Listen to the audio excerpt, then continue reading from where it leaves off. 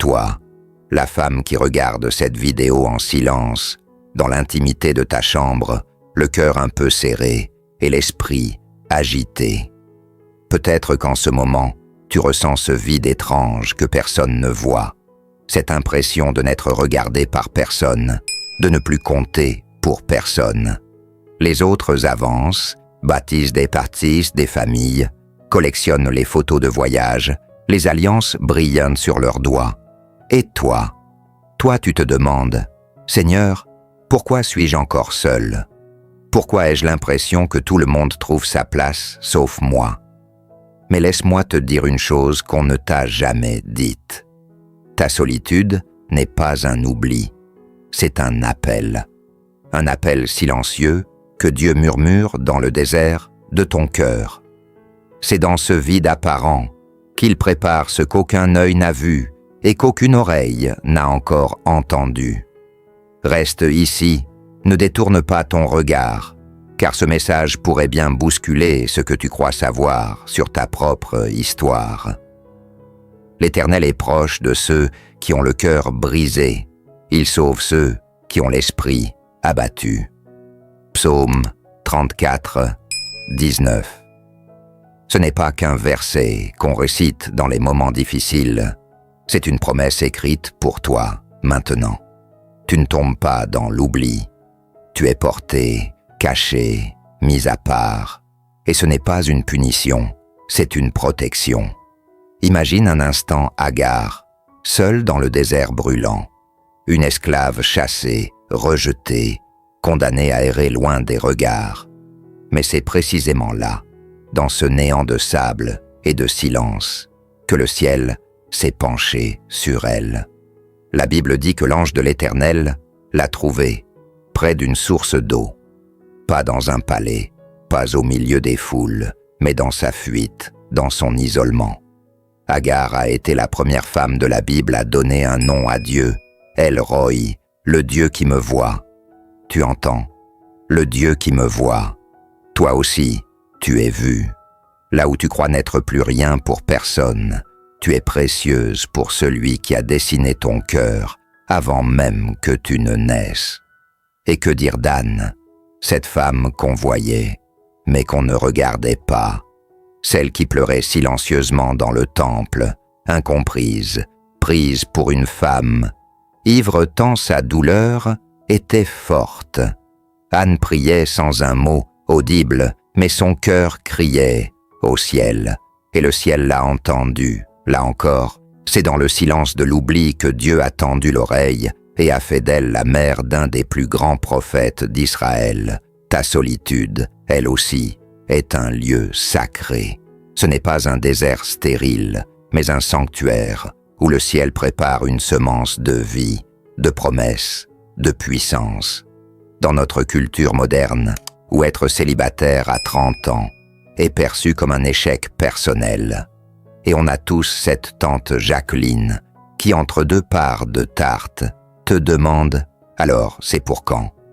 Dieu, lui, ne fonctionne pas selon l'agenda social. Il a toujours choisi ses héroïnes dans l'ombre. Esther était orpheline, cachée dans un palais étranger. Ruth était veuve et sans avenir. Marie, une jeune fille inconnue de Nazareth. Toutes ces femmes qu'on n'aurait même pas remarquées sur Instagram, Dieu les a élevées, positionnées et utilisées pour changer l'histoire. C'est dans cet espace que personne ne valorise, dans cet entre-deux où tu penses que rien ne se passe, que Dieu œuvre en profondeur. Il taille ton caractère, il affine ta foi, il dépouille ton cœur de ce qui t'empêcherait de porter sa gloire. Le monde te veut dans la lumière trop vite, mais Dieu t'appelle dans le secret pour te rendre inébranlable.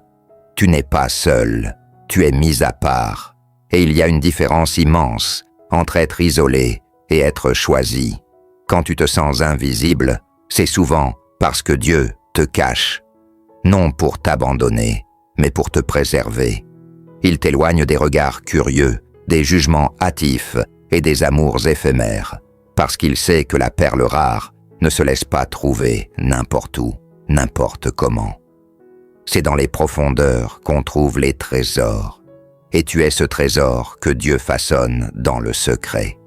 Alors, ce soir, quand tu éteindras la lumière, et que ce silence que tu redoutes envahira la pièce, souviens-toi de ceci. Tu n'es pas oublié, tu es préparé. Là où le monde t'a mise de côté, Dieu t'a mise à part. Il y a un poids de destinée sur ta vie. Et cette mise à l'écart n'est pas la fin de ton histoire. C'est le début de ce que l'éternité avait prévu pour toi depuis toujours. Il y a une vérité spirituelle que personne ne veut vraiment te dire. Parce qu'elle dérange, elle bouscule les attentes et fait trembler les illusions qu'on construit dans nos vies bien cadrées. La foi véritable ne naît jamais sous les projecteurs. Elle ne grandit pas dans les applaudissements, ni sous la validation des foules. Elle naît dans l'ombre, dans le silence, dans ces saisons où tu as l'impression que rien ne se passe, que personne ne te remarque et que tes prières s'évanouissent dans un ciel silencieux. Mais c'est justement là que Dieu agit. Regarde Paul, ce grand apôtre, ce prédicateur que l'histoire chrétienne vénère, avant de devenir cet homme qui bouleversa les nations et écrivit une grande partie du Nouveau Testament. Il a été conduit dans le désert d'Arabie pendant plusieurs années. Pas quelques jours, pas une retraite de week-end, mais des années. Loin de la scène, loin des foules, loin des applaudissements. Pourquoi ? Parce que la grandeur spirituelle ne peut être confiée à des cœurs encore avides d'être vus. Dieu prend toujours le temps de façonner ses instruments dans l'intimité avant de les envoyer dans la lumière. Et que dire de Jésus lui-même ? Avant de marcher sur l'eau, de guérir les malades, de ressusciter les morts et de nourrir des milliers de personnes, il passa 40 jours dans le désert, seul, face à la faim, à la soif et aux tentations les plus subtiles. Le Fils de Dieu, sans aucun follower, sans caméra, sans story Instagram pour dire « Jeûne jour 27 ». Même Jésus n'avait pas 5000 abonnés avant de commencer son ministère, et pourtant, c'est dans ce retrait que sa mission a pris toute sa dimension. Car avant de parler aux hommes, il faut avoir entendu Dieu dans le secret. Avant de marcher en public, il faut avoir tenu debout en privé. C'est ainsi que fonctionne le ciel. Ce que le monde méprise, le silence, l'attente, la solitude, Dieu l'utilise pour bâtir des colonnes inébranlables. Il cache, il façonne, il prépare, loin des yeux, pour révéler au moment juste. Si aujourd'hui tu te sens en retrait, c'est peut-être parce que le ciel est en train de t'équiper pour une mission que personne autour de toi n'imagine encore. Ce que tu vis n'est pas un accident, c'est un plan millimétré. Dieu ne perd jamais de temps. Chaque larme, chaque prière chuchotée dans l'obscurité, chaque combat que personne ne voit, est une pierre précieuse que le ciel assemble en secret. Et voici une autre vérité que personne ne veut te dire parce qu'elle casse les normes et les schémas qu'on t'impose depuis l'enfance. Tu n'as pas besoin d'être marié pour enfanter des miracles. Oui, je sais. Dans notre culture française actuelle, on valorise le couple parfait sur Instagram, les selfies en vacances à deux, le brunch du dimanche main dans la main. On célèbre la bague, le mariage à la mairie et la photo avec le hashtag #JustMarried. Mais dans le royaume de Dieu, ce n'est pas ce qui compte. Ce que le ciel valorise, ce sont les cœurs disponibles, les âmes humbles, les femmes qui portent la prière en secret et qui enfantent dans l'esprit des choses que le monde ne pourra jamais comprendre. Regarde Marie, une jeune fille vierge, sans position sociale, sans réseau, sans influence, choisie pour porter en son sein le Sauveur du monde. Aucun banquet, aucun tapis rouge, juste un cœur pur et un oui sincère. Dieu n'a pas attendu qu'elle soit épouse. qu'elle ait un statut reconnu, qu'elle coche toutes les cases qu'on exige des femmes aujourd'hui. Il a vu son cœur et l'a choisi, et par elle, le miracle ultime est entré dans l'humanité. Déborah, elle aussi, n'a pas attendu qu'on lui donne un rôle. Elle s'est tenue là où Dieu l'avait positionnée, prophétesse et juge dans un temps où les femmes n'avaient aucune voix. C'est elle qui a conduit Israël à la victoire. C'est elle qui a discerné, parlé, prophétisé et gouverné. Aucune alliance au doigt, mais l'onction du ciel sur sa vie. Et c'est tout ce qui compte.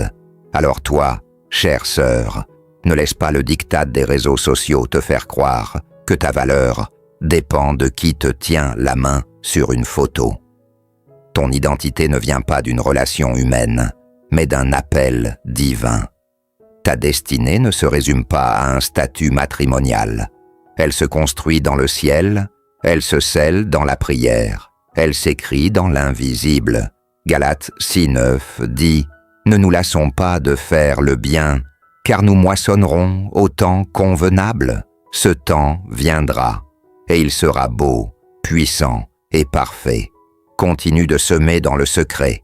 Continue de porter ces prières que personne ne voit. Continue de bâtir cette foi que le monde ignore. Car au jour marqué par le ciel, ce que tu as porté en silence éclatera dans la lumière. Pas pour impressionner les hommes, mais pour glorifier Dieu. Il y a des prières que personne n'entend. Des mots chuchotés dans l'obscurité d'une chambre, des larmes versées sur un oreiller trempé qu'on retourne avant le matin pour cacher les traces. Des soupirs si discrets qu'ils se perdraient dans le vent si Dieu n'était pas celui qui écoute les murmures de la nuit. C'est dans ce silence sacré que Florence vit depuis des années. Une femme comme tant d'autres, invisible aux yeux du monde, mais précieuse dans le ciel. Florence a connu la solitude de ces soirs, où personne n'appelle, où les notifications du téléphone restent muettes et où les réseaux sociaux deviennent un miroir cruel qui renvoie l'image d'une vie que l'on n'a pas. Pourtant, au lieu de se résigner, elle a choisi de parler au ciel. Chaque nuit, avant de se coucher, elle allumait une petite bougie. Ce n'était pas un grand autel, ni un cérémonial impressionnant. Juste elle, son cœur, et quelques mots murmurés à Dieu. Elle priait pour sa famille éclatée, pour ce fils perdu dans les addictions, pour sa sœur qui l'avait trahi, pour un père qu'elle n'avait jamais vraiment connu. Année après année, rien ne semblait bouger. Le ciel restait silencieux, les situations inchangées. Et pourtant, elle n'a jamais cessé, parce qu'au fond de son âme, elle sentait que ses prières construisaient quelque chose que ses yeux n'avaient pas encore vu. Un jour, sans prévenir, la situation a basculé. Son fils, qu'elle n'arrivait plus à joindre depuis des mois, l'a appelé. Pas pour demander de l'argent, mais pour dire qu'il avait rencontré quelqu'un qui lui avait parlé de Dieu. Sa sœur, rongée par le remords, est venue frapper à sa porte.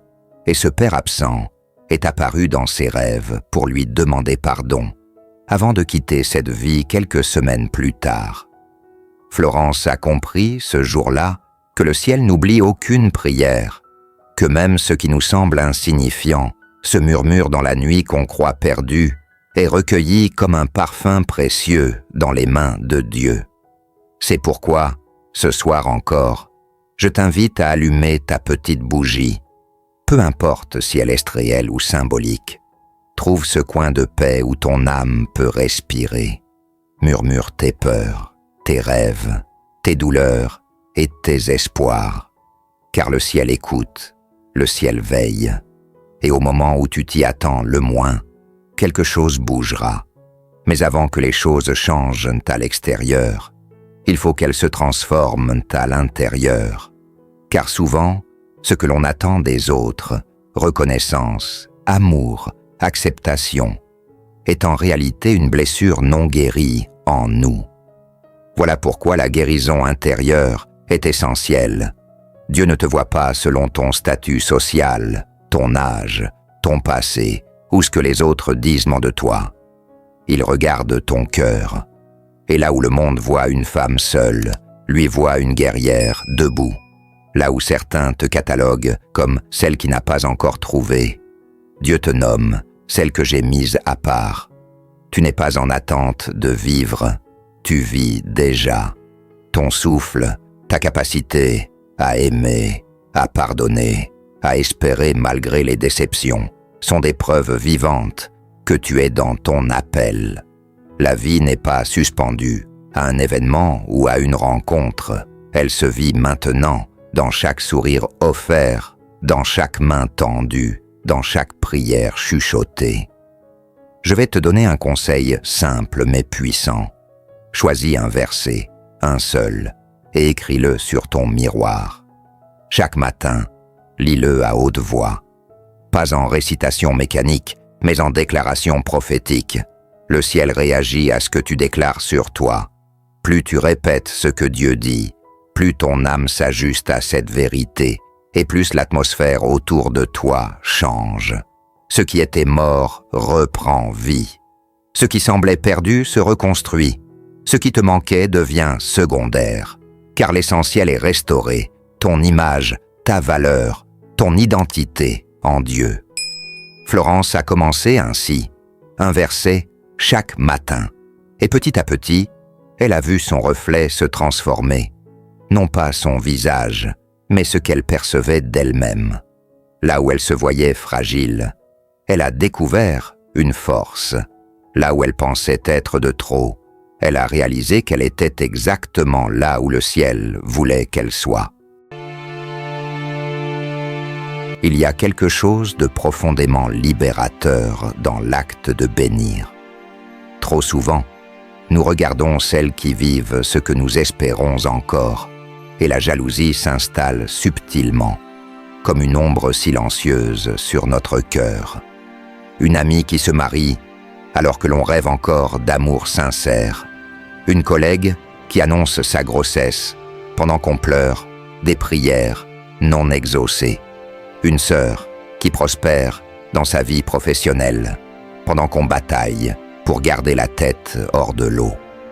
Mais ce que le ciel attend de toi, ce n'est pas l'envie, c'est la bénédiction. Oui, bénis celle qui vit ce que tu attends. Car ce que tu bénis aujourd'hui, Dieu le prépare pour toi demain. Le royaume de Dieu fonctionne selon des lois invisibles mais puissantes. Ce que tu sèmes, tu récoltes.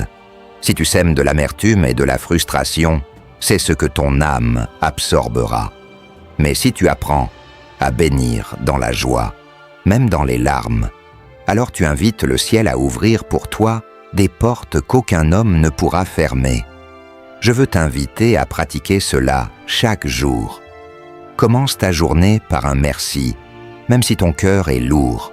Remercie pour ce que tu as, pour ce souffle dans tes poumons, pour ce rayon de lumière à travers la fenêtre, pour ce repas, aussi simple soit-il.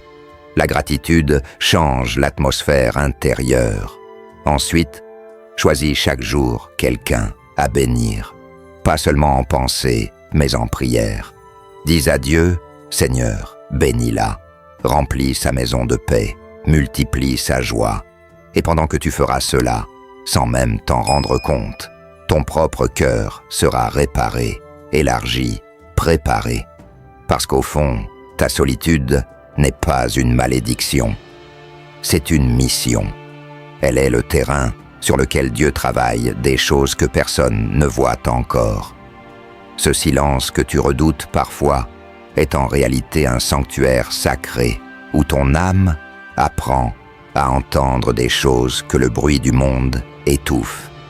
C'est dans ce désert que naissent les appels les plus forts et les destinées les plus élevées.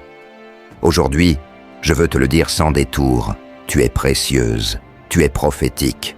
Tu es cette femme mise à part, choisie, portée par la main de Dieu à travers des saisons, que d'autres n'auraient jamais supporté. Ce n'est pas un hasard si tu es encore debout. Ce n'est pas une erreur si tu ressens ce vide parfois, car c'est justement dans cet espace que Dieu dépose sa gloire. Alors, si ce message a touché ton cœur, ne le garde pas pour toi. Écris en commentaire « Je suis mise à part et je me tiens prête » parce que nous allons allumer un feu dans ce pays, un réveil de femmes fortes, courageuses et remplies de foi. Partage cette vidéo à ta meilleure amie, à ta sœur ou à cette femme que tu sais en train de lutter en silence. Sois celle qui tend la main et qui rappelle aux autres que le ciel n'a jamais cessé de les regarder. Avant de te quitter, j'aimerais prier pour toi. Seigneur, fortifie ce soir le cœur de ta fille. Pose ta main sur ses blessures cachées. Rappelle-lui qu'elle n'est jamais seule, même lorsque la maison est silencieuse, même lorsque les larmes coulent sans témoin. Qu'elle se souvienne qu'elle est ton œuvre précieuse, appelée, choisie, destinée à briller dans l'obscurité et à transmettre ta lumière dans un monde qui en a tant besoin. Remplis-la de paix, renouvelle sa force et fais fleurir en elle des promesses encore invisibles. Qu'elle se lève demain avec un souffle nouveau et la certitude que sa vie a un sens. Au nom puissant de Jésus. Amen. Avant de partir, prends une minute. Si ce message a parlé à ton cœur, écris-le en commentaire. Je suis mise à part et je me tiens prête. Parce que oui, ce feu qu'on allume ensemble aujourd'hui, c'est celui d'une génération de femmes fortes, courageuses et spirituelles qui refusent de rester dans l'ombre. Et si tu connais une sœur, une amie, une collègue, une femme qui traverse ce désert en silence, partage-lui cette vidéo. On ne sait jamais ce qu'une simple parole peut réveiller dans une vie. Abonne-toi dès maintenant, active la cloche pour ne rien manquer et rejoins cette famille de foi qui grandit jour après jour. Ensemble, on va allumer un feu dans ce pays. Que Dieu te bénisse et à très vite dans la prochaine vidéo.